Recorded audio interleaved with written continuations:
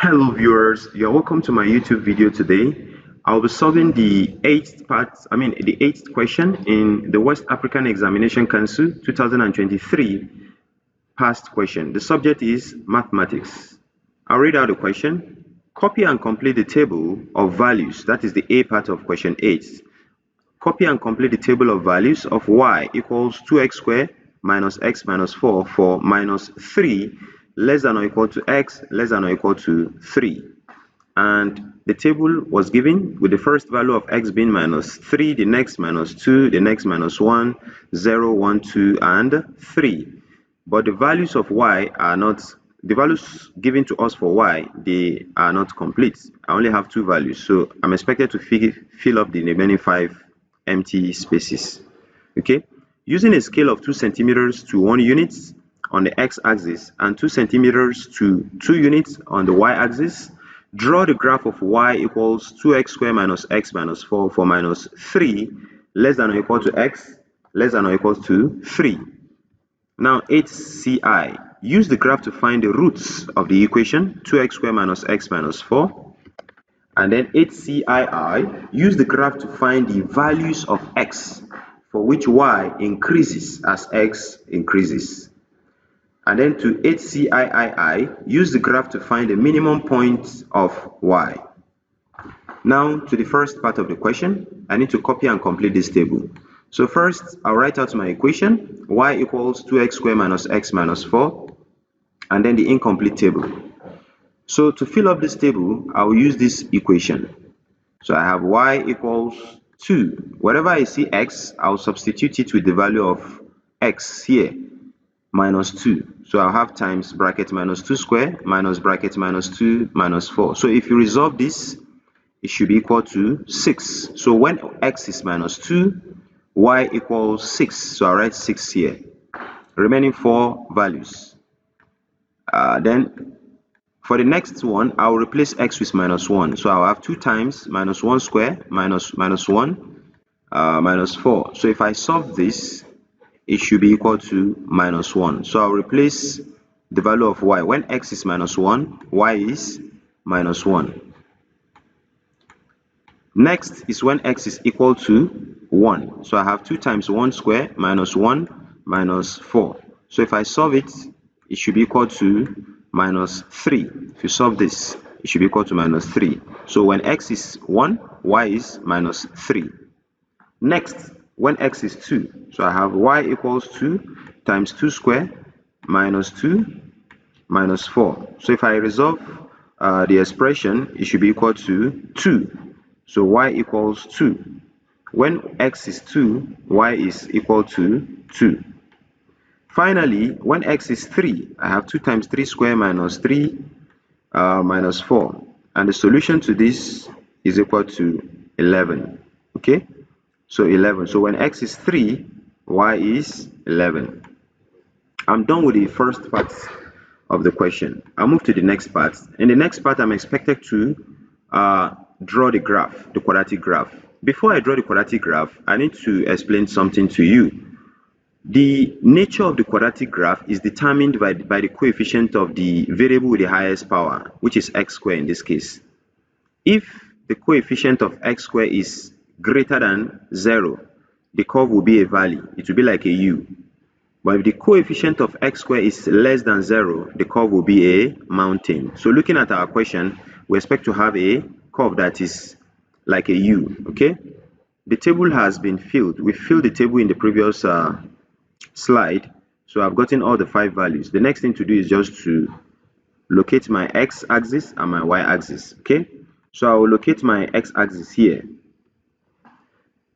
and then I'll christen it. This is line x. This is the x-axis, and in the question, I'm expected to use 2 centimeters to 1 unit. So I'll calibrate it appropriately. How many divisions do I need? 1, 2, 3, 4, 5, 6, 7. So I have 1, 2, 3, 4, 5, 6, 7. And I have up to 8. So I'm good to go. And then I will name it appropriately so that I have values evenly distributed to the left and to the right of 0. Okay.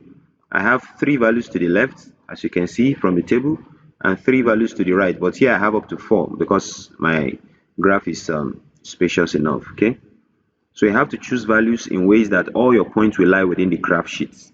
Okay, now the next thing to do is to locate the point for the vertical axis. Of course, it's going to pass through the 0 points. So my number line for the y-axis, I'll christen this y-axis, and the y-axis is 2 centimeters to 2 units. So it's synonymous to this. It's synonymous to the x-axis. The only difference is in the x, it's 2 to 1, but the y is 2 to 2. So the first value here will be 2, then you have 4, 6, 8, 10, 12, 14, 16, and so on and so forth. And to the negative part of the graph, it will be -2, -4. So I've filled it appropriately. So the next thing I need to do now is to locate the points signifying the coordinate of, I need to get the coordinate of all the 7 points so that I can plot my quadratic, draw my quadratic graph. So the first coordinate is x is -3 and y is 17. Over here, x is -3, y is 16 here. The next bold line is y is 17. So I'll put a dot there. You can decide to use a small star. When x is -2, y is 6. Here, x is -2, y is 6 over here. The next value, when x is -1, y is -1. X is -1 here, and y is -1 over here. The next value, x is 0, y is -4. That is equivalent to this point. X is 0, and y is -4. And then x is 1, y is -3. X is 1, y is -3 over here. When x is 2, y is 2. Here, x is 2, y is 2 over here. And when x is 3, y is 11. So here x is 3, y is 10. Then here x is 3, y is 11. So I've gotten my 7 points. 1, 2, 3, 4, 5, 6, 7. So you can join the points together using a French curve or a flexi curve. Any one of the two will do, or you use your free hand. So I will sketch my graph. So I've gotten my quadratic graph. As you can see, it has validated the initial claim that the coefficient of x squared, the value of the coefficient of x squared will depict the nature of the curve. If it's greater than 0, it will be a valley. You can see it's like a valley, like a U. And I'll name it y equals 2x squared minus x minus 4. I'm done with this part of the question. I'll move to the next part of the question. In the next part, I'm expected to find the roots of the equation. A linear equation will have one solution, or it will have one root if you like. A quadratic equation of degree 2 will have 2 roots. How do I locate the roots? The roots are equivalent to the points where the curve cuts the x-axis. You can see. So since it cuts the x-axis at 2 points, it means the roots are real and they are distinct.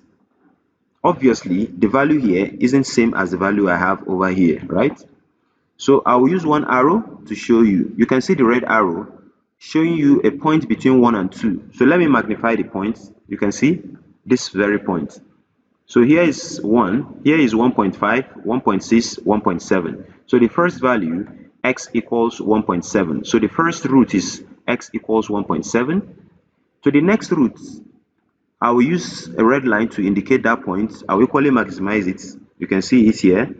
So if here is -1, this next line will be -1.1, and the next value here will be -1.2.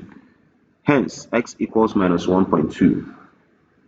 In summary, the roots of this quadratic equation are x equals -1.2 and x equals 1.7. So I'm done with the HCI of this question. I'll move to the next part, HCII. Use the graph to find the values of x for which y increases as x increases. From this word values, it means there are many values for what x that will make the value of y to increase. Okay, now let's see the condition. Note, y is increasing if this condition holds. If the derivative of y with respect to x is greater than 0, then we say y is increasing. Okay, remember the equation in question, the quadratic equation, y equals 2x squared minus x minus 4. If I differentiate y with respect to x, I'll have 4x minus 1. So I'll replace dy divided by dx we call the derivative of y with respect to x as dy by dx. Okay, so dy by dx or dy dx is equivalent to 4x minus 1. So 4x minus 1 less than 0. If I make x subject of the formula, I'll have x greater than 1 over 4 or x is greater than 0.25. I hope you know how I got x to be greater than 1 over 4. I added 1 to both sides of the inequality. So 4x minus 1 plus 1, I'll be left with 4x here. 0 plus 1, I'll be left with 1. So if I divide both sides by x, 4x divided by 4, or rather if I divide both sides by 4, 4x divided by 4, I'll be left with x here, and then 1 divided by 4, I'll have 1 divided by 4, 1 over 4. So if you divide 1 by 4, it's equal to 0.25. Now what are the values in question? Now the values are any value greater than 0.25. In other words, 0.25 is not a value that satisfies this condition. Okay, so but any value greater than 0.25 we do, either integral or in decimal fractional formats. So 0.251 we do, 0.252 we do, 0.26, 0.3, 0.4, 0, 1, 2, 3, 4, and so on and so forth we do. So you can see the values continue till infinity. Okay, but you may decide to truncate your values at the point where it intersects with the quadratic curve. Is up to you, but I just want to show you all the values. So if I locate the point, this is my 0.1, 0.2, 0.25 will be between 0.2 and 0.3. So if I show, indicate the line, now I had to use dotted line, meaning the point 0.25 is not part of the solution. Okay, but any value greater than that we do. So all the values to the right will work, to the right of 0.25. Here x is greater than 0.25. Okay, now let's run a test on the quadratic equation. So when x is 1, the value of y is what? Minus 3. When x is 2, the value of y is 2. You can see values of y is increasing as x is increasing from 1 to 2. If x is 3, the value of y is 11. And when x is 4, the value of y is what? 24. So you can see as y increases from 1 to 4, x is also increasing from minus 3 to 24. So you can see all these values are correct. So if you pick the other values, you discover that the value of y or the values of y will not be increasing as you impute values of x to the left of 0.2, meaning those values are not the solution to, they are not going to satisfy this condition. So the values of x that will make the value of y to be, that will make all the values of y to be increasing will be to pick values of x greater than 0.25. Okay, so I'm done with the C part. Then the CII, use the graph to find the minimum point of y. Now you need to understand that this is the equation or the quadratic equation given to me, y equals 2x squared minus x minus 4. Okay, at minimum x equals minus b over 2a. Looking at this equation is the same as the equation of the line of symmetry, meaning the line that will separate the quadratic curve into two equal halves will pass through the minimum point of the curve if the curve is a u or a valley, or it will pass through the maximum point of the curve if the curve is a mountain. But in this case, our curve is a what? It's a valley, so it's passing through the minimum point.